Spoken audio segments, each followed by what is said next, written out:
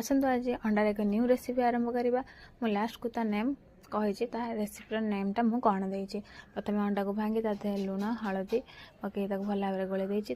तेल पकई रखी अंडा को तादे पकई भजा अंडा प्रस्तुत कर देती। एक प्लेट को खाली करी पीस पीस कर काटी देती। अधिक मोटा कि अधिक पतला भाव में नुहे। तापर तेल पकई अदा रसुण पेस्ट 1 चामच पकई 1 मिनट भाजी देती। पियाज कंचा लंका कैप्सिकम टमाटर पकई 2 मिनट भाजी देती। रखी भिनेगार फूड कलर अल्प परिमाण पकईदे जहाद्वारा आम कैप्सिकमटा जल्दी सीझीज।